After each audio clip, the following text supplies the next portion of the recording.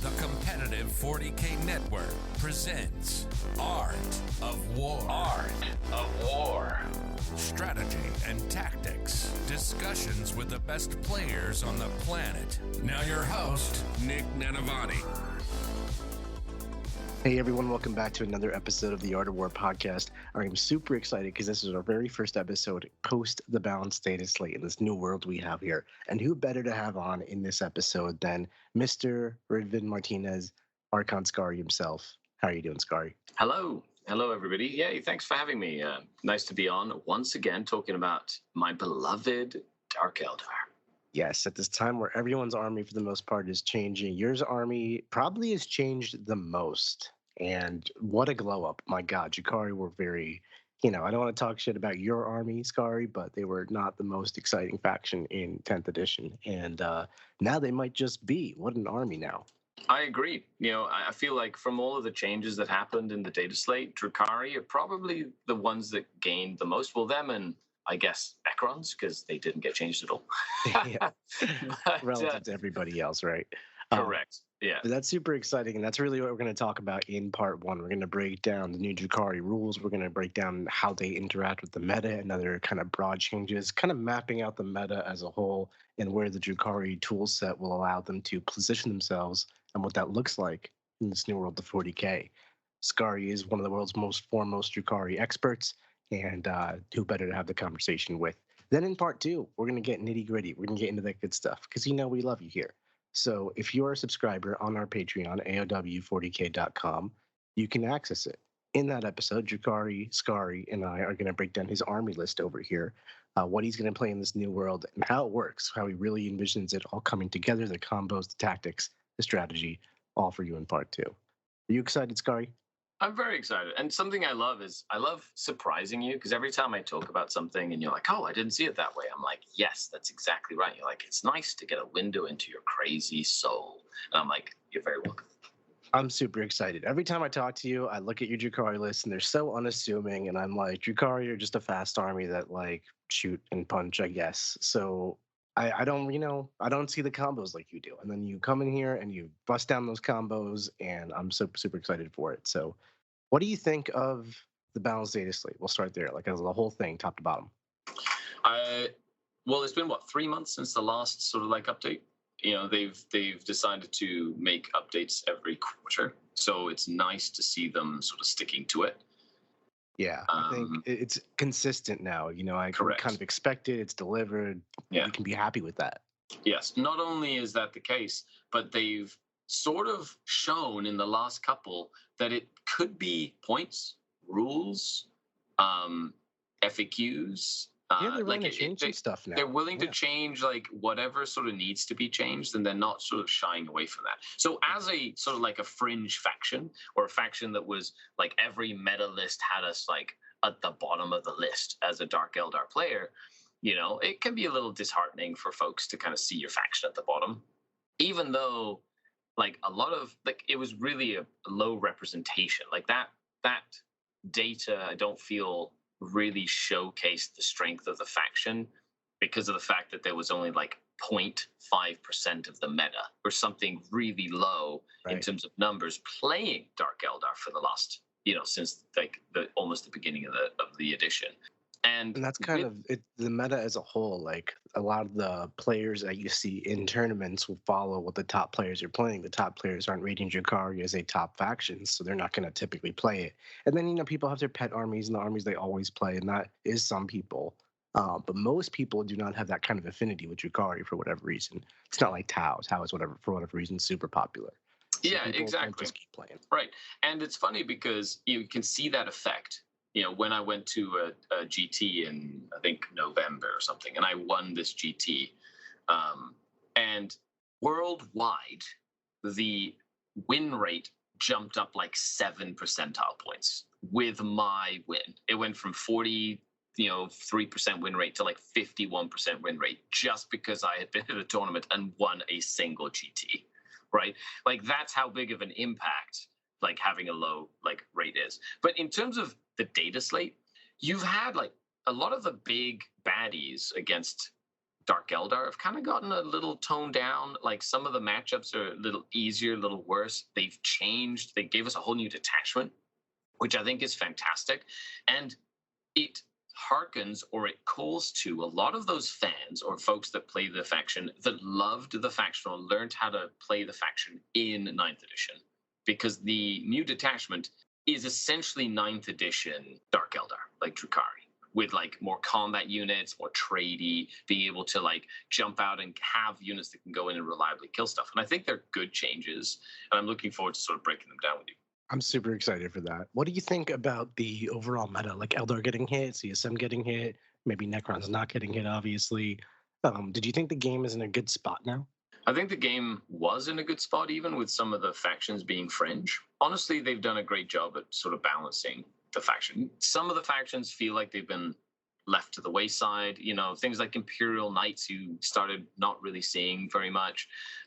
You know, you started seeing like Custodes players. You know, they kind of like were at the bottom of the food chain as well, sort of thing. And the meta in and of itself, even with those changes, like I could go to any tournament or look at any sort of list, and I felt like every army had a chance at winning, even if it might have been a little tough. And I Is think that even into the top of the factions? Like you're saying that as Drukhari player paired into like Craft Worlds or Chaos Space Marines? Well, look, practice is a great thing. When you practice a lot of games, yes, I can win into any faction. Necrons, Votan, Chaos Space Marines especially. And that's because I have done it and I've played into it. So I know that to be true. But what it means is like because the missions are so dynamic, because of the better use of terrain, you know, with like the GW layouts and things like that, I do feel like a lot of armies have a tool to win any game. And that's just, I'm hardwired that way in a way. But at the same time, I'm also a chronic optimist, which does mean that I tend to like run into the fire in spite of the flames or whatever, and then come out the other side and be like, oh, I won that. And everybody's like, you shouldn't have been able to win that. And I'm like, well, I never felt that way, if that makes sense. Yeah, there's definitely like a internet wisdom about it, right? Where it's everyone's like, there's no way Skari can win this match. This matchup's unwinnable. And you're just like, no one told me that. And then here it is. Yeah. I've watched you do that to a lot of people. It's rather impressive, truly. So where do you think your Drukhari start with all this? I mean, you have so many changes. What are the changes kind of like highlighted basically? Well, there was twofold changes for the Drukhari specifically. Number one, we had the change to pain tokens. So pain tokens are a way that you can empower your units. If you haven't played into Dark Eldar very often, you're probably going to see them more often now. So when you empower a unit, you take a pain token and put it on them for a phase, essentially. And in the shooting or 5 phase, they just get reroll hit rolls. It's a very strong game mechanic. And they made it better by adding an additional pip of AP if you empower a unit in close combat. That is quite good, actually, because it makes all the close combat attacks that we have, and only AP2, they go to AP3. So like 3-up saves would be saving on 5s going to 6-ups. Like it more than doubles the damage output into a lot of these things that we might have been struggling to kill in close combat earlier, which is very, very impactful. AP3 is also some breakpoints, right? Like a Terminator with Armor of Contempt gets a 1-up save functionally. So once you're AP3, you bring it back to its invul. Yes. So it is like that functionality, like that's probably one of the most impactful changes for Drukhari. Just hands down, that change for close combat.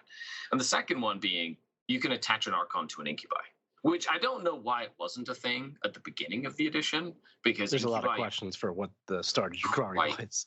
Yeah, quite literally, Incubi are Archon bodyguards, and not being able to join an Archon to Incubi, it's like, it didn't make any sense. But now they've remedied that, which makes Incubi a viable choice to be able to kill things and a more of a trading piece, similar to, because you can, you know, with an Archon, the unit gets reroll wound rolls. And with a pain token, they get reroll hit rolls and an extra pip of AP. And all of a sudden, you have a little unit that's not too expensive that hits really hard.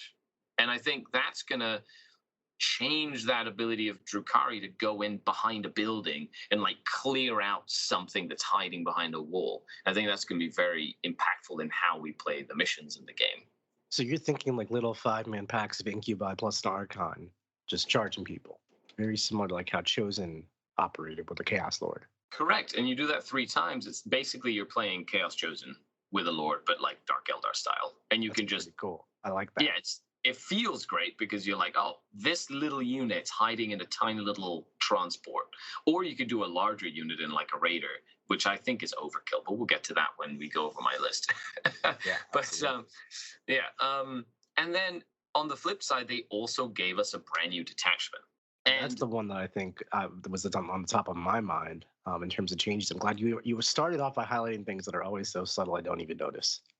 well, the thing is, like, when you look at the list that I had developed for like 9th edition, like I've been spent 6 months I've developed this army list with 6 Talos and 30 Cablites and 3 Venoms and Uri and Rakarth. And that list, right? Point changes aside, like we get a lot of point decreases. I gained like 90 points in that list. But even if I wanted to just take that list, add another 90 points, and just use the pain token change for the AP, I know that that list would do well, and it would do much better than it has, because now my Talos get to AP3 in combat, which is a big deal, right? However, the new detachment gives you a whole other style of gameplay, which I think resonates, and this is what I was talking about with folks that got into Drukhari in 9th edition, resonates with sort of like a newer like influx of Archons that want to play Drukhari, and that's lots of boats and lots of things in boats, right? And you miss out on a couple of the key stratagems that we might have gotten used to, like the -1 to wound strat for Coven units, the -1 to hit strat for lightning fast reflexes, and the like strike and fade, you know, the move again after the shooting phase, which has won me many games.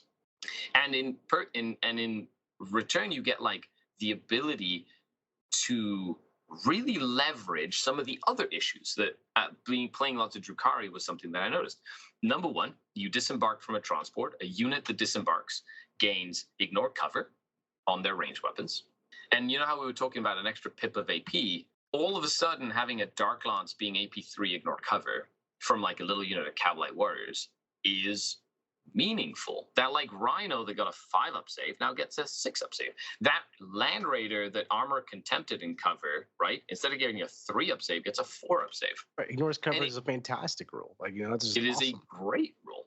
So even like that small change alone just makes everything in the army just do a little bit more damage more efficiently, and it will add up over the course of 5 turns, right? And then you're not even done yet. I'm not even done yet. The second part of that being that we get the Lance rule to all our close combat weapons on a turn we disembark from a transport. And this is another sort of like thing that we needed, that like witches, incubi. The fact that they had lowered their strength, lowered their AP, you know, didn't let them really kill anything in close combat. Like they would just, like 5 incubi couldn't even kill 5 Space Marines a lot of the time, because now they were AP2 and strength 4 and hitting on 3s. Now you get +1 to wound and an extra AP, and you can put an Archon in there for reroll hits and wounds. All of a sudden, that little incubi unit will most definitely kill 5 Space Marines, potentially 10 Space Marines now in like a break. And it actually feels like Drukhari, right? Like you're supposed to be this fragile glass cannon type of army, and it's like, what if you were just glass? Right.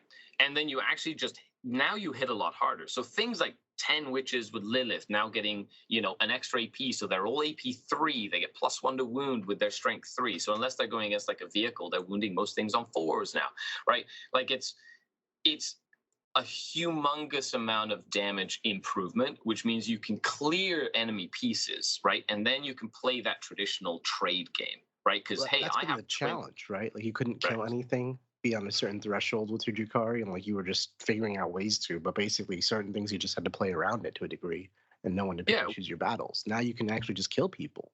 Yeah, you can bully. Like now you have the ability to bully that mid board. It's one of the reasons I had pivoted to Talos, like in testing, is because I just needed something that just wouldn't fold over like a wet paper noodle in the middle of the table and could, in theory, fight in close combat.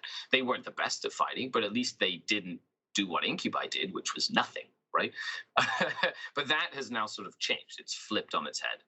And it also means that you don't have to play Codex Dark Lance, right? Or Index Dark Lance, which means that you're less beholden to like the terrain, right? Because, you know, especially testing Dark Eldar for like WTC, there was a reason I took Necrons to WTC, is because the Dark Eldar had good options, but on like a thick board that had lots of ruins, it wasn't easy to get line of sight on anything.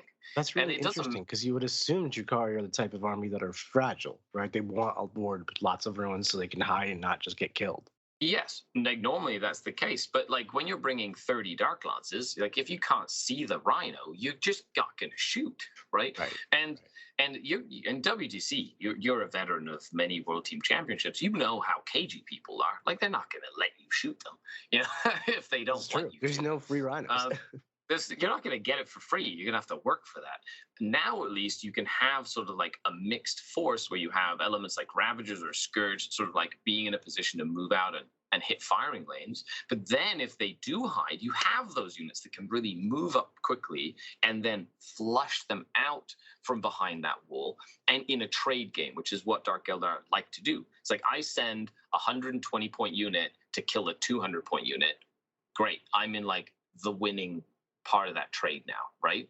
And then you just try and do that multiple times over the course of the game, and you end up winning because you have more stuff than they do.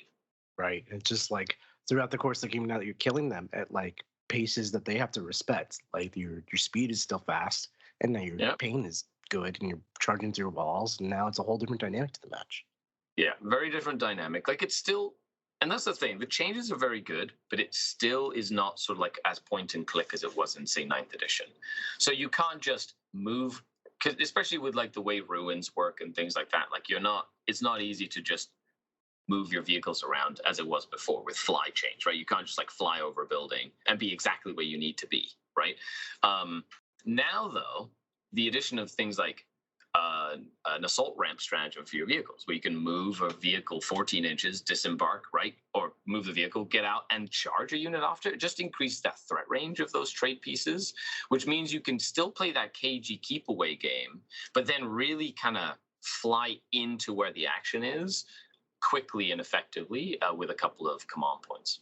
And so one thing, Skari, with your KG keep away game plan here is your raiders are pretty big, and like your profiles are hard to hide on certain tables and layouts. So how do you actually play KG with transport heavy armies? I play Venoms. I don't like raiders. Oh, really? Just for the size profile? Yeah, just because I can hide a Venom and I can't hide a raider. Yeah, it's one of the other reasons I stopped taking Ravagers. They're just too hard to hide in a lot of tables. But a Venom, you can just tuck a Venom in, even on a WTC table on the small ruins. You just tuck that Venom right in that little corner. Can't see that Venom, right? And it just makes it a lot easier to and you at that point you're leveraging, we'll go, that's more tactic stuff that we'll talk about in the second part of the video. But like a Kabylie Warrior Squad in the new detachment with all the guns, which, by the way, we've colloquially called Skari boats, okay? A Venom filled with guns is a Skari boat. But you jump out of the Venom, shoot all your guns that now ignore cover, and then in the end of the fight phase, you just jump back into the Venom that's behind the wall. And all of a sudden, you've got, like, 3 or 4 units that are jumping in and out of boats, firing and fading for free, which is great. Scourge that fire and fade for free. So even though you have all these units, you're not, like, committing anything to the board. Oh, that's pretty horrific. Yeah, wow. So you don't need to commit anything, and then it forces them to commit, and then as they commit, then you throw in Incubi and murder them as they advance, right? So it's a good like 1-2 punch, which I think works very well. And Raiders don't really fit that style because it is hard to hide them. If you do a raider, you might do one and then maybe rapid ingress it, right? To make sure that you can make sure that it's hidden. And then you can fly out, get out with all your witches or your big unit of Incubi or something. But at that point, it's a larger point investment and it is harder to hide, which is one of the reasons I tend to move away from raiders. Wow. So this is a whole different take on Drukhari. Most people I'm seeing with the new rules are taking like that 10-man Incubi squad we talked about with the Archon, of course, joined in a 10-man raider, or 10 dudes in a raider, and then they use the stratagem to get out after the raider advances or moves, and then they get out, and then they charge people. But I'm putting the cart before the horse here. It's just so interesting to hear that you're like, screw all of that. That's overkill. Just take your Skari boats and your Incubi Archons and just charge people.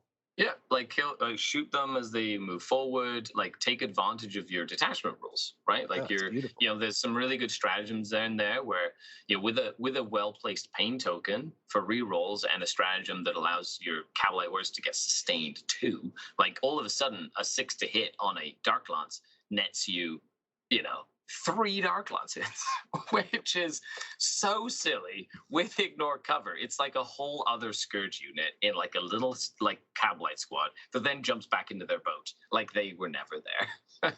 Yeah, it's pretty insane actually when you put it all like that. So let's talk about the rest of this detachment. Actually, before we talk about the rest of this detachment, what did the other detachment actually give you? The one that people dreaded from the old times?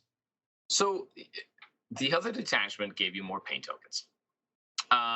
The stratagems are they're okay, but you only really used 2, maybe 3 stratagems from that one. And all they did was if you took characters from different parts of the Drukhari culture, so like an Archon, a Succubus, and a Homunculus, for each one you took, you got +1 pain token. So you could start the game with 6 pain tokens if you wanted to, which Which is like fine. nice, but not awesome. It's okay. Now, though, with paint tokens give an extra pip of AP, I'm like, I wish I had more paint tokens. So I think Okay. like when we get into the new detachment, we'll talk about paint token management and like in the second part, because it's going to be a big part of playing Drukhari, is making sure you have enough paint tokens to do the damage you need to do in your go turn, right? Or like if you need to overwhelm your opponent. But that was it. Like there was an enhancement to give you more pain tokens, which I wish we had in the new detachment. So like the new detachment still has fire and fade and all that other Drukhari stuff. No, it does not. The new detachment, so you lose the fire, that you lose the strike and fade, so you don't have the move after shooting, right? You lose the -1 to wound if you're taking Talos or Grotesques or whatever, and you lose and then you lose the -1 to be hit, right? There were other stratagems like advance and charge with witches, which was like very situational because you never took witches, right? But now the other detachment is not bad because of the fact that pain tokens got better, That's interesting. right? Yeah. Yeah. So now there's an argument for both. If you want to build a list with like Lilith and witches, couple Archon incubi, and then run like Grotesques and Talos, like the detachment with more pain tokens that gives you -1 to be wounded is not terrible. If you want to run more of a I need just take a bunch of Cabalites, get ignore cover and lance, right, to get better at killing stuff in combat and stuff. Then you take the new detachment, but then you miss out on a few of the strats. And so I like that there's a debate that can be had with the 2 detachments, just That's because of the interesting, change yeah. to pain tokens, which is interesting. I would have assumed that the old detachment is just never going to get used and you're always going to use the new one. But it's cool that there's like, by buffing the faction generally, they also buff that detachment. I think that's neat. Yeah, like don't get me wrong, I do think you're going to see the new detachment way more than the Well, old it's one. new and shiny also. Like, just Fair. kind of an objective conversation about it. Yeah. I'm sure we're going to see tons. Yeah, and the lance in combat does really help. However, it does require you to have disembarked from a transport, right? So like if you have a protracted combat, right, or you're towards the end of the game when all your transports are dead, it's not going to be impactful, right? Or as impactful. So like you can make an argument for both, but it is shiny in you, and I think most people will be gravitating towards incubi with lance, basically. Well, let's talk about what else it gives you, because the enhancements and the stratagems are like half the goodness right there. So what's that about? So there are 4 enhancements in the new detachment. You have an enhancement that allows you to ignore Overwatch, which I think is the most powerful one in the detachment. On a turn, you disembark from a transport. So you can literally run up with an incubi and Archon with the Nightmare Shroud in the middle of an army that has all flamers, and they can do nothing about it, and it is fabulous. Yeah, I mean, your army's so fragile and hates Overwatch. That's such an amazing rule for you. Yeah, now you have to be careful, though. You definitely don't want to get the vehicle that they're in Overwatched and die, because then you'd be battle shocked and you can't use the stratagem to get out of your transport and charge, right? You couldn't even charge after that, right? So you want to be very careful that the vehicle they're in doesn't get overwatched to death. But other than that, it's great to be able to just have a unit that you know is going to hit the enemy at full strength, regardless of what they're going to do about it, right? Definitely. There's one that gives you more pain tokens, where if you kill a unit within range of an objective, you get an additional pain token. I think that one's very strong as well. And I think it's probably the only two that I would take in a normal list. The other one gives you stealth and a benefit of cover if you're wholly within 6 inches of a transport. So like it makes your unit stealthy while they're near a vehicle that's a transport. Kind of can be handy. And then you have another one that gives the ability to use a pain token on the unit, and then if there's a transport within 6 inches, you can use that same pain token to empower the transport as well, to give them reroll hit rolls. Now, that one works very well with the Tantalus build, because it's like, it becomes very efficient with pain token use, essentially. So if you're running like a big unit of Cabalites with a Court of the Archon and a Tantalus, then this is the enhancement I'd probably run on him. Right, that's obviously a different build, though. Correct. And then, of course, you have the stratagems. You know, charge after you move with a transport. That's very, very. It increases that. That threat seems range. like game-changingly good. Am I overselling the value of it here? No, like... that is game-changingly good. The fact that, like, you know, an incubi unit originally would be 10 inches out of a transport plus a 12-inch charge, right? So it's like a 22-inch maximum threat range for an incubi unit. Now that you can add the vehicle of that movement, like you have 14-inch movement, 3-inch disembark, that's 17 inches before your charge. It goes up to a 29-inch threat range, right? That's a very large threat range increase. The key is making with that, like anything. Whatever. It just, all it does is it makes every vehicle you have in your army have a great big profile of, if your enemy comes into this zone, they could get charged by incubi. So that forces your opponent to respect your army more, right? And might force them into playing a little cagier than they want to play, which then gives you board control. And that's one of the biggest things that you want with Dark Eldar, is that zone, that area being like, this is my area, right? How much of it is just about incubi charging across the table and like hitting something very hard, but also like 5 witches or 5 warriors charging across the table and stealing an objective? Correct. It's both, right? A lot of the times, and it's a lot cheaper than like the move after you charge, move after you shoot or whatever, right? So it's like 1 CP less. That threat range of, hey, none of your objectives are safe and none of your units are safe, right, means that then your opponent is either, well, I'm going to play the range game and keep away, but then you've got a lot of range to sort of encourage them to get close, right? Or they get close and then they just save you the CP, if that makes sense, right? It just means that like you're making sure that your opponent never feels safe, right? And I think that's huge, is like they're never comfortable. Like if you make them uncomfortable just playing the game, not like in a bad way, I'm saying like tactically uncomfortable, right? That they don't have it's a problem that can't just be solved. It's a thing they have to constantly think about. Well, I think it's more of a thing like, as the opponent playing against it, you just have to accept, like, all right, any of these transports can just fly straight at me and do its thing. Like, let's move past that. Easier said than done, though. I mean, like, I don't want to get the incubi charge in my face turn 1. Yeah, exactly. Right. Now, like it means that now you can. Now, the key here though is you have to be in a position where you have to keep the buildings in account, because you can't just fly through buildings anymore. So that 14 inches isn't necessarily like a 14 inches, because you might have to go around a wall or something like that. So good placement of your vehicles and your transports is still paramount with this army. That has not changed. Right. And I imagine it's also not just, it's thinking like your staging points while you're hiding points, because you're trying to hide from your opponent. Venoms are still fragile, but you're trying to launch attacks from your opponent and be able to navigate the ruins effectively for that. Exactly. Right, you want to make sure that, like, in some, for example, some of the GW buildings, like, or terrain, you have like those, like, ruins that block line of sight, but just have like a feature on the ruin that you can fly over because it's like lower than 2 inches, but you can't end on top of, right? So that's like a great sort of staging area for like a vehicle to like fly through. In some of the WTC terrain sets, it will depend whether you need a light or a heavy table based on the orientation of the ruins, so that you can create straighter lines up the, like, where you need to send a venom, right? So you can hide a venom in a spot, and then because the ruin is a large one or a small one, you have an opening on the left or the right, which then will give you like a straight line, left or right, depending on where you need to put pressure. So knowing that sort of nuance is going to be important to get the most out of a stratagem like that. However, it is very strong. Yeah. What other strats does this detachment offer you? So you've got a stratagem where if you move within 9 inches of a transport, the transport can move 6 inches. It's like a phantasm for transports. So how dirty is this, Skari? I know you. I love it.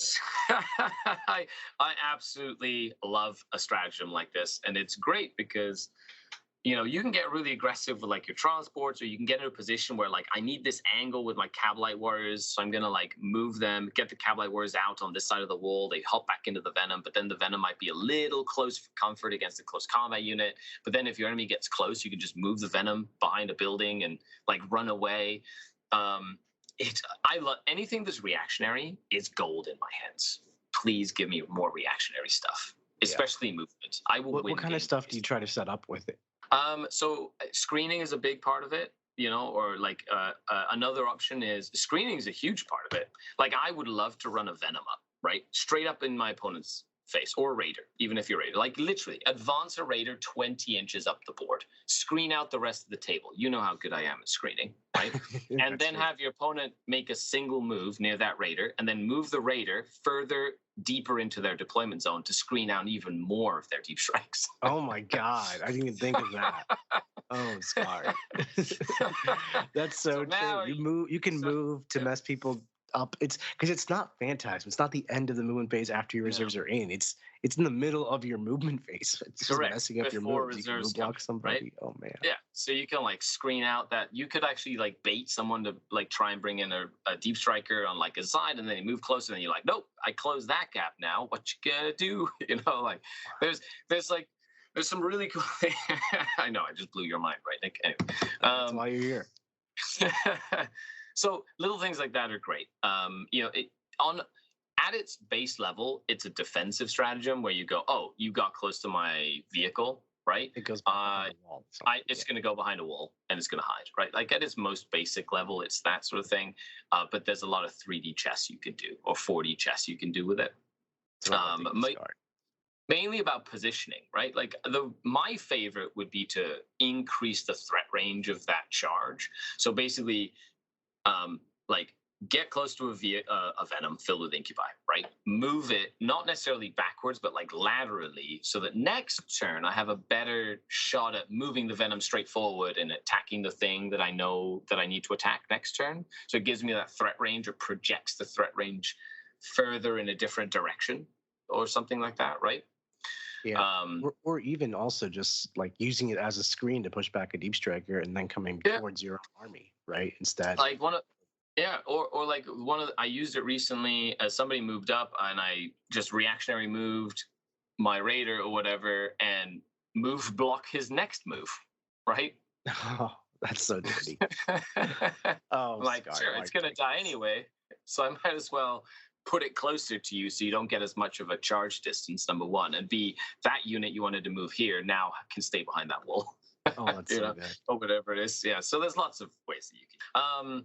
So then there's another stratagem where at the end of the fight phase, you can pick a unit, and they can make a fold act or a normal move if they fought. So they have to have fought in combat.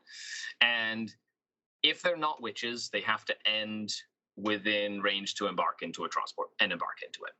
However, if they're witches, they don't need to do that. They can just fall back or make a normal move at the end of the fight phase and just move away, go somewhere completely different, which does increase the value of witches. Is it at the end of the fight phase or after the unit's fought for that one? It's at the end of the fight phase. So Gotcha. you have to, so you do have to take the hits back, right? But something that I found works very well for that is, especially if your opponent is trying to tie up your units, you can actually just be like, oh, I'm going to fall back and get into this transport. And then next turn, I'm fine. I can move out and shoot or whatever I wanted to do, right? Yeah, that's a really nice counterplay strat. Yeah, and it is a nice replacement for the strike and fate stratagem when you involve witches, right? So say a unit of witches, you move a venom up, right? You move, or raider, move a 14, get the witches out 3. they charge something 10 inches away, right? So they've moved 27 inches already. They pile in, say it's a rhino, and then the rhino fights back, doesn't kill anyone. You're like, great, one more CP, I'm going to fall back and then move another 8 inches with these witches and take your home objective, right? Yeah. So like, there's like some really good movement play you can do with a stratagem like that, but it's definitely exactly not the kind of type of move I would do with it. I love that move. right. Yeah, it's like a great little move. And then with other units, you have to get into a transport, but a lot of the times you're using venoms anyway, which have that rule sort of built in, right? So like, if your incubi kill a unit and the venom's nearby, they just pop back into the venom. And you're going to want to use that sort of mechanic to make sure that next time they get out, they get Blance again, right? Like that sort of thing. So I think it's important to note. Right. Okay, so that's really great for your detachment. You have a ton of value. Oh, you're not even done. I'm sorry. No, well, I don't remember which ones I have left to do. I think we've got, 4 up invulnerable save for a vehicle against shooting. I think that's really nice if you're taking like a Ravager or a Tantalus. 4 up invul saves, not bad. In a pinch, it'll keep your Venom alive. Sure, like if you really need 4 up to. invul, right? Yeah, it goes from a 6 up to a 4 up. Great change in value, right, of durability. And then is there one more stratagem? Yes, the sustained hits one. So you can give a unit that disembarks from a vehicle sustained hits 1 in shooting. And if they are Cabalites, they get sustained hits 2. Now that works really nicely with a pain token, because then you can reroll hit rolls and fish for those 6s. And, especially with like combined with ignore cover and all the stuff we talked about, all of a sudden you could have a Dark Lance hit on a 6, get 3 hits with a Dark Lance, or 3 hits with a Blaster, or whatever it is, that could like really increase the damage potential if fishing for 6s. But it is very CP intensive because there are a lot of good stratagems in this detachment. Yeah, absolutely. And is there CP regen for your army? There is not. So going tactical for the extra CP for the cards, I think, is probably the way to go. Nice. So I like to leave it on a little cliffhanger so that people have a little incentive to subscribe to our Patreon. What is the army list that you're so excited about playing in this new balanced data slate? Putting all these wonderful tools with the new detachment together, and then just read it through top to bottom. And then in part 2, we're going to go through it, Skari. Absolutely. So the list itself is 3 Archons. It is a Beast pack. It's 2 units of Cavalite Warriors, a unit of Witches, and a couple of units of Racks. It's 6 Venoms. It's 3 units of Incubi, 3 units of Scourge, a Chronos, and I think that's it. Wow. So 3 units of Incubi and Venoms, 3 units of Warriors, Racks, really unassuming stuff, some Scourges, normal Drukhari things. I'm really excited to see how it's elevated from what it was last time you had you on the show a few months ago to what you can do with it now on the table with all your new tricks and tools and exactly how it comes together. So for any of you who've listened to Skari on our show before, the devil's in the details with this man. It's all about how he uses it. So you're going to want to join us on part 2 of this episode on AOW40k.com. That is our Patreon. You get access to this episode, part 2, along with 215 plus others, and our Discord server where you can ask Skari any questions you want directly because he's in there. Thank you so much for listening, everybody. And Skari, thank you so much for coming on. Absolutely. We'll see you on episode 2. See you on episode 2, everybody. Take care. Like what you just listened to? Check out Art of War Down Under and Art of War Unbroken on the competitive 40K network. The Art of War 40K.com.